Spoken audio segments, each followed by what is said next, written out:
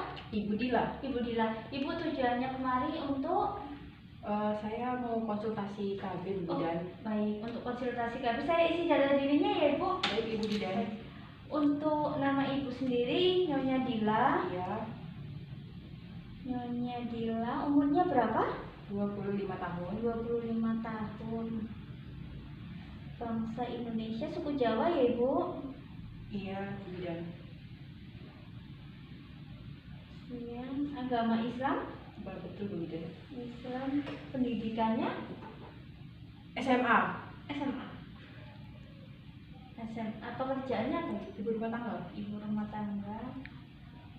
Alamatnya di mana? Jalan Polowijen. Jalan Polowijen.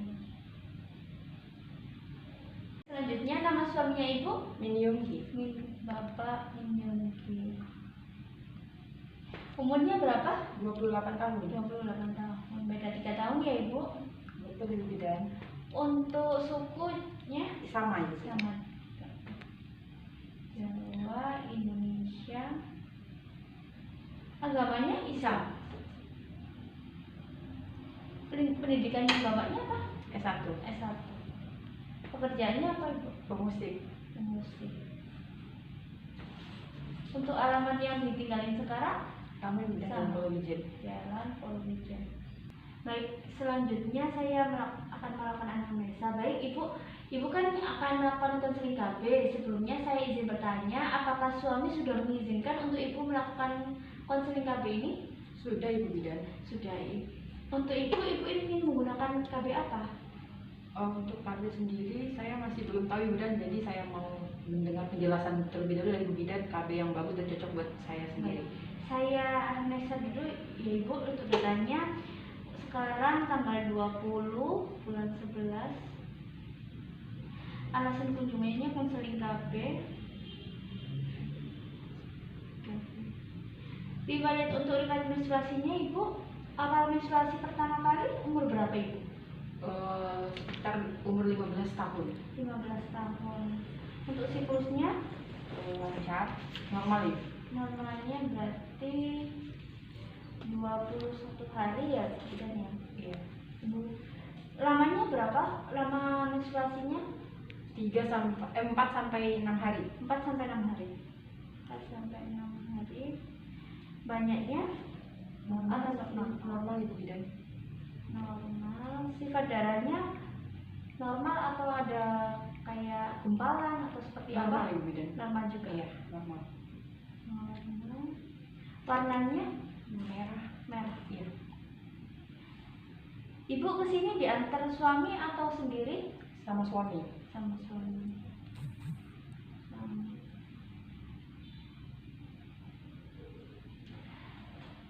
Baik. Ibu apa pernah merasa keputihan? Sebelum haid biasanya keputihan dulu. Masih normal ya Ibu. Untuk kemarin haid terakhir tanggal berapa? Kalau nggak salah itu tanggal 25 Oktober Ibu. 25 Oktober. Pernikahan pertama ya Bu? Iya betul. Lama pernikahan? 5 tahun. Berarti ibunya anaknya 1. Tanggal persalinannya kemarin? Bulan 6 tanggal 9 Ibu Bidan. Tanggal 9 bulan 6. Jadi umur sekitar 5 bulan ya Ibu? Betul Ibu Bidan. Kemarin persalinannya normal? Normal Ibu Bidan. Normal. Berarti sekarang sedang menyusui ya Ibu? Betul Ibu Bidan. Menyusui. Untuk 2 tahun terakhir ini Ibu menggunakan kontrasepsi? Iya menggunakan Ibu Bidan. Ibu sebelumnya menggunakan metode kontrasepsinya apa Ibu? Menggunakan kondom Ibu Bidan. Kondom. Lama pemakaian berapa? Kurang lebih 3 tahun. 3 tahun. 3 tahun. Alasan berhenti? Untuk kasih jarak dari anak pertama ke anak. Jadi menjarakkan anak ya? Ya, menjarakkan anak Ibu Bidan. Ibu, sebelumnya saya mau bertanya untuk riwayat penyakit seperti diabetes, mellitus ya Ibu? Ya. Ibu apa sedang mengalami pengobatan jangka panjang? Tidak Ibu Bidan. Tidak. Tidak. Saat ini menderita penyakit kronis? Tidak juga Ibu Bidan. Merokok Ibu? Enggak. Tidak merokok ya. Tidak. Apa minum minuman keras? Enggak juga Ibu Bidan. Tidak. Ibu apa mengalami penyakit seperti tumor? Tidak. Ibu belum pernah mengalami operasi ya? Belum. Penyakit kelamin? Tidak ada. Tidak ada. Keputihan pada saat akan menstruasi ya Ibu? Betul. Normal. Ibu pernah mengalami pendarahan tanpa sebab? Enggak pernah Ibu bidan. Ibu karena untuk datanya ibu sedang menyusui, Iya. jadi untuk ada beberapa jenis kontrasepsi untuk pil dan untuk suntik. Sebelumnya saya izin bertanya Ibu, apakah suami sudah menyarankan menggunakan pil KB atau suntik, KB suntik? Sebelumnya suami menyarankan untuk menggunakan pil KB Bu bidan. Pil KB. Iya. Ibu mau saya menjelaskan semua atau lebih ke pil KB aja? Pil KB, tapi saran yang baik aja Bu bidan. Baik. Kalau suami lebih memilih menggunakan pil KB, saya ada pil KB itu ada 2 jenis, tapi yang lebih untuk ibu menyusui itu pil KB yang progesteron atau yang disebut pil KB mini. Nah, saya akan menjelaskan untuk pil KB mini ya Ibu. Untuk pil KB mini ini merupakan jenis kontrasepsi yang hormonal yang perlu dikonsumsi secara teratur. Jadi untuk penggunaan pil KB itu beda dengan suntik. Kalau suntik kan bisa 1 bulan atau 3 bulan sekali. Nah, untuk pil KB ini penggunaannya setiap hari. Nah, agar lebih efektif tapi perlu diketahui, pil KB ini tidak dapat mencegah penularan penyakit seperti HIV dan AIDS. Karena untuk penularan sendiri pun kita harus menggunakan pil KB kondom ya Ibu. Itu. Untuk pil KB khusus progestin ini, untuk yang ibu menyusui ini dikenal dengan pil KB mini.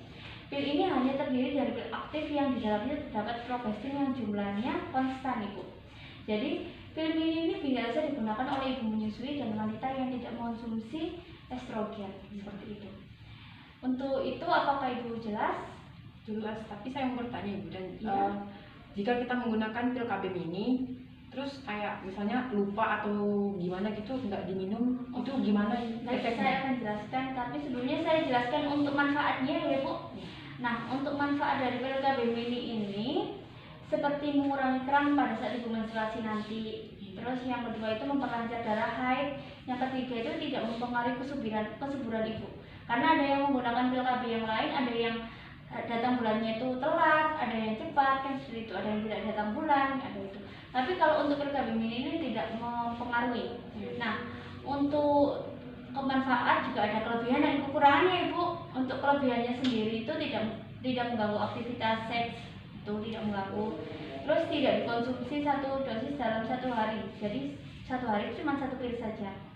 Nah, selanjutnya langsung bekerja dengan cepat. Itu selanjutnya konsumsi obat ini tidak bergantung dengan obat lain seperti KB suntik.